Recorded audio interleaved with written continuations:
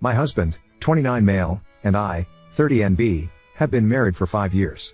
I gave birth to our first child in September, a girl. My husband was present for most of my labor, but things went very pear-shaped and I had to have an emergency C-section. The doctors told him to leave the room and wait outside. In short, he did not see our daughter be born. A week ago he informed me that he wants to divorce and start over on his dreams of having a family. He insists that he cannot bond with our daughter and says it's because he didn't see her being born. He said a lot about how it's always been a dream of his to have a small, close-knit family, and now he can't have that with me because of the C-section and is not being in the room. His dad suggested therapy, but husband refused, saying he knew it wouldn't work. I've made sure he knows I'm open to the idea if he changes his mind, but he's been very insistent that he knows this can't be fixed. Part of me knows I'm basically asking for a magic spell here, but does anyone have any ideas how/if this can be fixed? I'll try to answer any questions anyone may have. I realized in my late teens, and he's known since before we started dating. We went to the same college and met in a shared class, and were friends for about a year before anything romantic developed. He was much more active with her before announcing his desire to start over. Now he doesn't do much with her beyond basic babysitting stuff when I'm at work. Nancy. That baby is made of their body. I can't compare to that. My work started at birth and I wasn't there, so I don't feel like I ever got hired, if that makes sense? Yeah, he compared it to not having an employment contract. I get the metaphor, I guess, but I'm not sure how it translates to him not being able to bond. Several people made transphobic comments and several other people asked if maybe my lack of gender was an issue. I assumed no, because husband had known that I'm non-binary since before we started dating, but I did bring it up while we were with the therapist. Husband insists that no, it has nothing to do with anything. He didn't care about what I am but how I did. The therapist was very focused on trying to help me understand, and I appreciate that. No complaints with him. I'm still completely in the dark, though, and husband has started talking about choosing a lawyer. He says he wants a clean break before daughter gets too attached. Oop, I have no intention of letting him off the support hook. His dad knows, his mother passed away about a decade ago. Phil isn't too keen on husband's reasoning. I haven't told my family yet. Phil is firmly on my side. I made husband tell Phil all this mess when he first told me. Phil also tried to push husband for therapy, but husband says it can't be fixed. This is probably going to be long and it isn't a happy update. My other posts can be seen in my post history, but the short of it is that I, 30 NB, gave birth to my daughter in September. My STB ex-husband, 29M, did not see her birth. Things went very badly and I needed emergency intervention. He was not in the room for the C-section. About a month and a half ago he informed me that he cannot bond with her because he did not see her be born and he wants to divorce so he can start over on his dreams of a close-knit family. We have filed. I have taken daughter and moved back in with my parents, who aren't very happy about the divorce but are thrilled to have the chance to nanny daughter. Their words, not mine. Life was in stasis for about a week after my last post until Phil asked us to come over for dinner. He informed me that STBX had asked for his help paying for a lawyer. He had agreed with the requirement that we all sit down and have one last talk about the situation. He opened with saying that he thinks that getting this over with would be best for me and daughter. STBX looked a little hurt at this, so he's willing to help, but he wanted to take one last shot at fixing it. The one last shot ended up being several hours of talking. Phil bluntly demanded that STBX explain his reasoning. STBX repeated the can't bond thing. Phil asked why. The employment contract analogy was brought up again. After much back, forth, what do you mean by this? Why that? Phil just said I'm not buying this. What's the real reason, STBX? STBX insisted till the end that what he'd been saying all along was his reasoning. He did not see daughter be born, so he can't bond. He tried, he insisted. The connection isn't there. He was supposed to connect when daughter was born. There was supposed to be a spark of connection between them, but that spark can only happen right at birth, I guess? In his mind he can't get it now. Phil asked if STBX thought daughter wasn't his. STBX insists he has no doubts he is daughter's biological father. Phil asked if STBX was seeing someone else. Was there a woman or another pregnancy somewhere? STBX did not react well to this. He threw his phone down on the table and said that we were free to search it. He's not a scumbag. After that the conversation turned to post-divorce life. STBX offered up that he'd been running the numbers and would volunteer $50 per month alimony and $50 per month in child support. He doesn't have to do either, mind, because we're divorcing and he wants to cut all ties with the kid, but he wants to be fair. $50 in a limo. And why? Whatever, I have a job and a roof over our heads. I don't need it. $50 in child support? That is a lot less whatever. But I'm refusing to stress about it. The court will handle CS amounts. I'm making myself not be angry and let them deal with it. I admit I tuned out most of the rest of Phil's attempt to talk sense into his son after that comment. I think that was when the coffin finally nailed itself shut. I started packing when we got home and went to my parents' house the next day. I'm no longer talking to STBX, his lawyer talks to mine. We haven't spoken in almost 3 weeks. I don't think I need to tell you that he hasn't shown any concern for daughter, but here I am anyway. The day after I got there, my sister kidnapped me to her place. We got very drunk, daughter was with parents, not us, talked about everything, and I screamed a lot. I got most of it out of my system. After that we had more drinks and watched terrible horror movies. I woke up the next day with the headache from hell, but otherwise feeling better than I had in a long time. My job can't transfer me, just my luck, but I've been promised a glowing reference and I'm cashing out what little paid leave I have left to add to my savings. Phil asked after the failed conversation if I would be cutting him off. I assured him that he might not see us as much because of how far away my parents live and not knowing where I'll end up, but he's not getting rid of me or daughter that easily. He was very happy to hear that. So that's where I am. Papers have been filed, daughter and I have moved out of the house. I'm doing my best to ignore STBX's existence. Thank you all again for listening to me cry and complain over the past couple months. Update 2. My story can be seen in my post history, but the short of it is that my 31NB ex-husband, 29M, did not see my daughter's birth and decided that because he wasn't there he couldn't bond, so he and I are divorcing and he's going to start over. Daughter T, earned 1 this month. She landed on not as her first word. I suspect this is because Phil brought home a foster to adopt dog a few months back whose previous owners called her Nod or Nodder.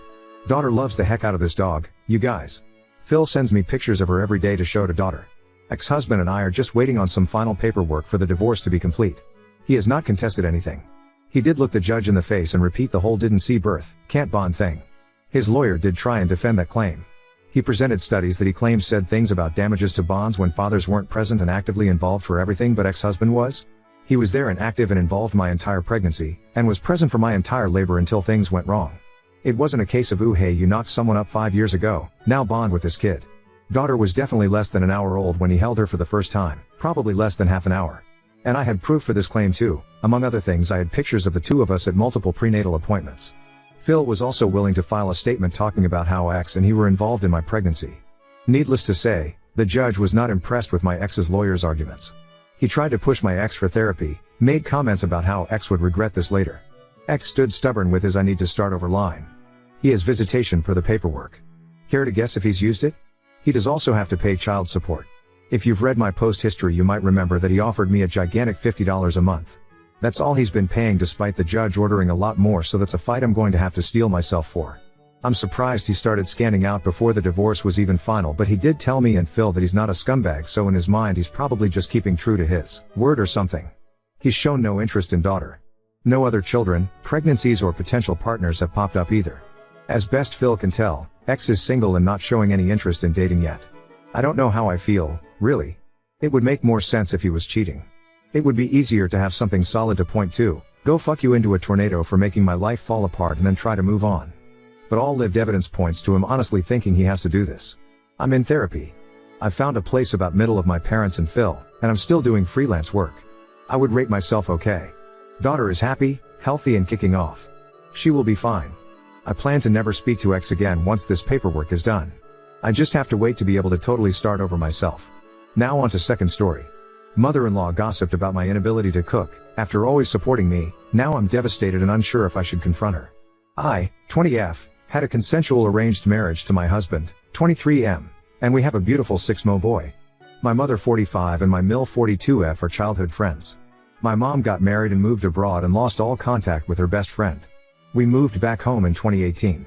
My mom got into contact with my mill in 2019 and they started catching up. My mom ended up liking my husband, who is the oldest son, a lot. But it was my mill who asked for my hand. We are religious, so my husband and I only talked under supervision of parents, and damn, I fell in love. He is smart, good looking and has a weird humor that I absolutely love. We got married pretty soon, which no one was expecting, but one thing led to another.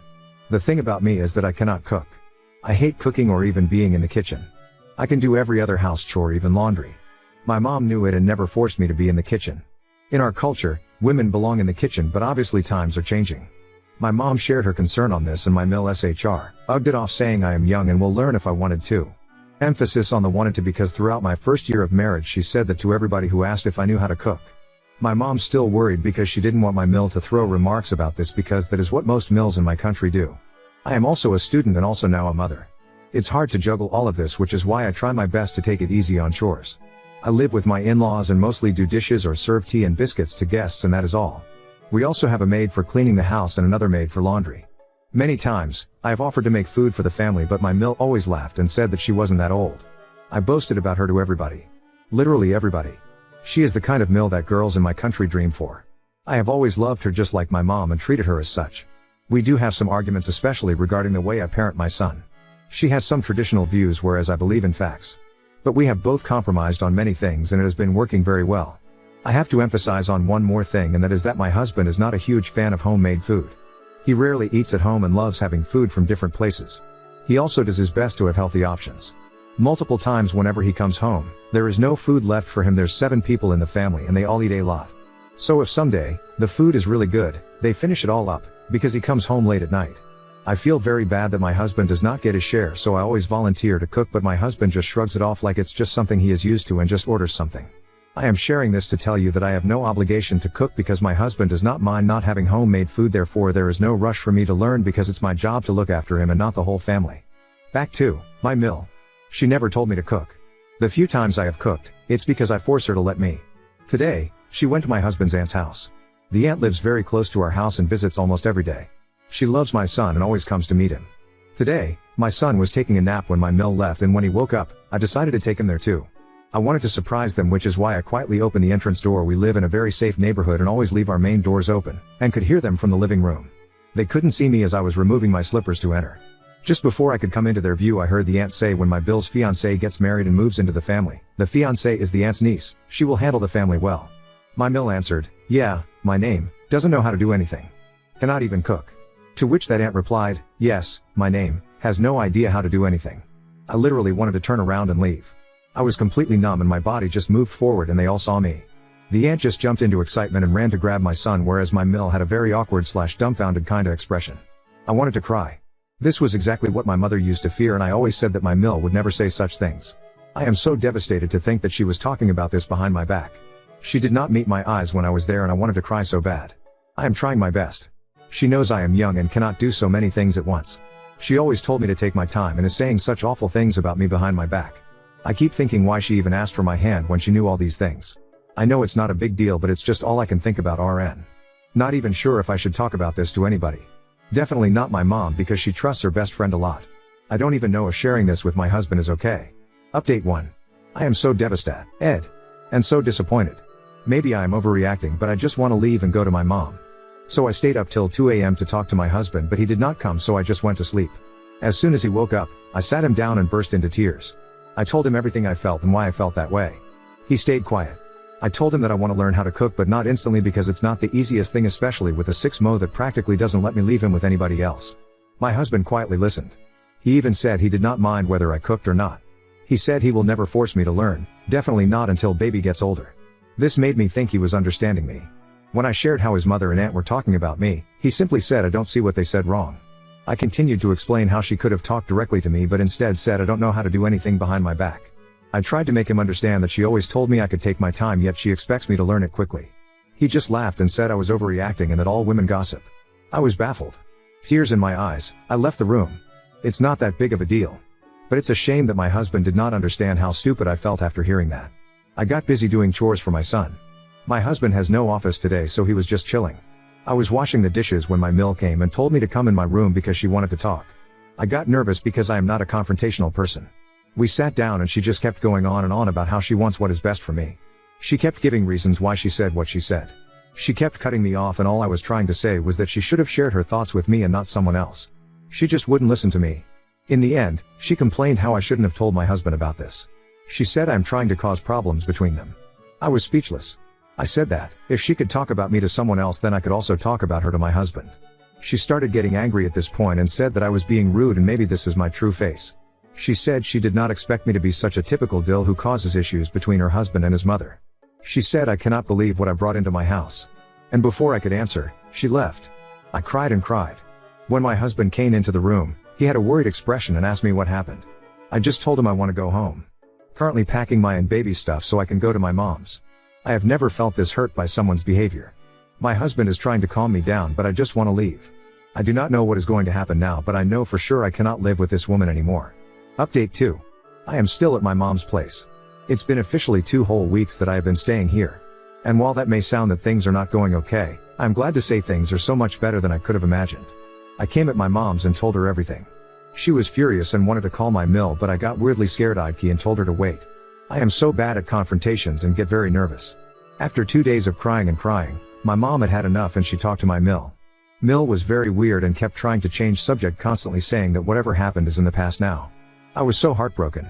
My mom was angry and told her that I would not be going back to that house ever again, and that finally broke my Mill, and she started apologizing for what happened. I know she was only apologizing because she wants to keep a good perception of herself around others. My mother hung up, and that is the last conversation we had with my Mill. I am still beating myself up over how I should have talked to her myself too, but I also think since they were the ones who got us married, they should handle this too. Ike.